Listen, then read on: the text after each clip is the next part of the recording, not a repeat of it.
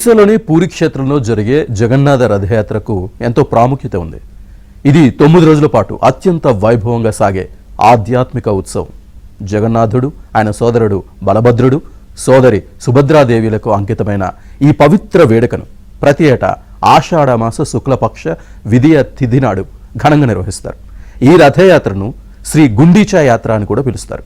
ఈ ఆధ్యాత్మిక రథయాత్ర ప్రధాన జగన్నాథ ఆలయం నుంచి గుండీచాదేవి మందిరం వరకు సాగుతుంది. అలాంటి పరమ పవిత్రమైన ఈ రథయాత్ర వివరాలను ఇప్పుడు చూద్దాం.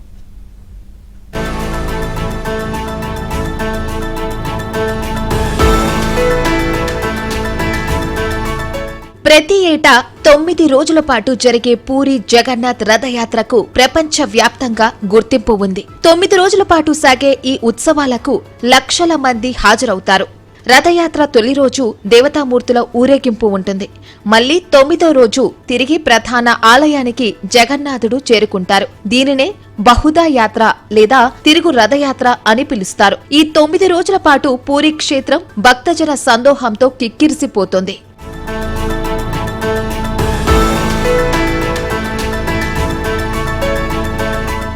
రథంపై ఉన్న జగన్నాథుడిని దర్శించుకుంటే సర్వ పాపాలు నశించి మరణాంతరం మోక్షం లభిస్తుందని పురాణాలు చెబుతాయి. ఎంతో భక్తి శ్రద్ధలతో ఆ జగన్నాథుడి రథాన్ని లాగేవారికి అక్షయ పుణ్యం లభిస్తుందనేది భక్తుల నమ్మకం. అలాగే ఆలయానికి రాలేని భక్తులను కలుసుకోవడానికి స్వయంగా స్వామివారే వీధుల్లోకి వస్తారనేది భక్తుల ప్రగాఢ నమ్మకం. ఈ 9 రోజుల ఉత్సవంలో కుల, మత, వర్ణ భేదాలు లేకుండా లక్షలాది మంది భక్తులు పాల్గొని ఈ రథాలను లాగడాన్ని అత్యంత పవిత్రమైనదిగా భావిస్తారు. ఈ ఏడాది కూడా స్వామివారి రథయాత్రకు రథాల తయారీ ముగింపు దశకు చేరుకుంది. ఏటా కొత్తగా 3 రథాలు తయారు చేయడం ఆనవాయితీ. రథ సారథులు, అశ్వాలు, పార్శ్వ దేవతలకు రంగు పూసి పునర్వినియోగిస్తారు. हमारा काम होता है रूपगर का काम. हम रूपगर सेवक है. जितना रूप का काम पड़ता है हम लोग काम करते हैं. अक्षय तृतीया से रथ का काम शुरू होता है. इस महीना में 1 महीना ज्यादा हुआ है, इसलिए वो काम जो करते हैं प्रभु का अच्छा काम करते हैं. हम लोग ये जो काम करते हैं ये सब रूप का कार्य है. पहले नृसिंह चतुर्थी जो होता है, जो नृसिंह जन्म होता है, उसी कुंभ में निकल के वो हिरोइनों को बिजा रहते थे. प्रभु जो हिरोइनों के बिजा थे उसी दिन हमारा कौणगुज आरंभ होता है. कौणगुज का मतलब रथ में फिटिंग हुआ है, इसी नृसिंह चतुर्थी शुरू होता है. वो जब काम फिटिंग हो जाता है उसके बाद नाटोगड़ू पड़ता है. नाटोगड़ू पर्वा जो लगता है रथ का ऊपर. ఇందులో అత్యంత ముఖ్యమైన రోజు వసంత పంచమి. రథం తయారీ ప్రారంభమయ్యే రోజు. రథయాత్ర కోసం పూరిలో 6 నెలలు పని ఉంటుంది. జగన్నాథునికి, సుభద్రాదేవికి, బాలభద్రునికి వేరువేరు రథాలు ఉంటాయి. ప్రతి రథం ఎత్తు, పొడవు, వెడల్పు, రంగు భిన్నంగా ఉంటుంది. ఇది కాకుండా 3 రథాల పేర్లు కూడా భిన్నంగా ఉంటాయి. ఈ రథాల తయారీలో ఉపయోగించే కలప, చక్రాల సంఖ్య మారుతూ ఉంటాయి.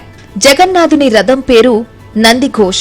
దీన్ని తయారు చేసేందుకు కళాకారులు 832 చెక్క ముక్కలను వినియోగిస్తారు. 16 చక్రాలపై నిలబడి ఉన్న ఈ రథం ఎత్తు 45 అడుగులు, పొడవు 34 అడుగులు. కృష్ణుడి సోదరి సుభద్రా రథం పేరు దేవదాలన్ రథం. దీనిని దర్పదలన్ అని కూడా అంటారు. ఇందులో మొత్తం చెక్క దిమ్మెలు 593. 12 చక్రాలపై నిలబడి ఉన్న ఈ రథం కేవలం 31 అడుగుల పొడవు, 43 అడుగుల ఎత్తు ఉంటుంది. బాలభద్రుని రథాన్ని తలత్వాచ్ అని పిలుస్తారు. ఇది గరిష్టంగా 763 ముక్కల చెక్కతో తయారు చేస్తారు. ఇది మొత్తం 14 చక్రాలు, దాని ఎత్తు 44 అడుగులు, రథం పొడవు 33 అడుగులు. देखिए ये हर साल तो नया बनता है. प्रभु जगन्नाथ जी का, बलभद्र जी का, सुभद्रा माई का रथ हर साल नया बनता है. ये काम हर साल अक्षय तृतीया तिथि से शुरू होता है और श्री गुंडीचा के पहला दिन अर्थात नेत्रोत्सव तिथि के दिन खत्म हो जाता है. प्रभु के तीनों रथ जाकर पब्लिक पुलिस खींच के ले जाएंगे प्रभु जी दरवाजा पर, सिंह दरवाजा पर. इसके बाद रथयात्रा इसके बाद होगा. इस पहला दिन खत्म हो जाएगा, फिर रथयात्रा के दिन रथयात्रा होगा. लगभग 220 आदमी काम कर रहे हैं. ये बात नहीं है कि अक्षय तृतीया तिथि से 220 आदमी काम कर रहे हैं. अक्षय तृतीया तिथि के बाद दिन 10-15 आदमी काम करते हैं. लगभग ये 16-20 दिन के बाद सब आदमी आ जाता है और काम चला रहता है।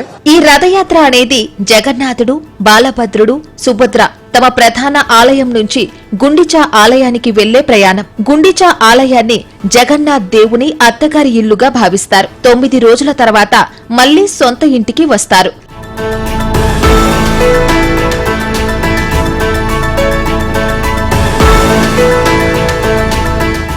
ఈ ఏడాది రథయాత్ర 2026 జూలై 16న ప్రారంభమవుతోంది. జూలై 24న ముగుస్తుంది. చివరి రోజున స్వామివారు తిరిగి ప్రధాన ఆలయానికి చేరుకుంటారు. 9 రోజుల రథయాత్ర కోసం 6 ఏళ్లు కష్టపడతారు. ప్రతి ఏటా విగ్రహాలు, రథాయాలను కొత్తగా తయారు చేస్తారు. ఇదే పూరీ విశిష్టత.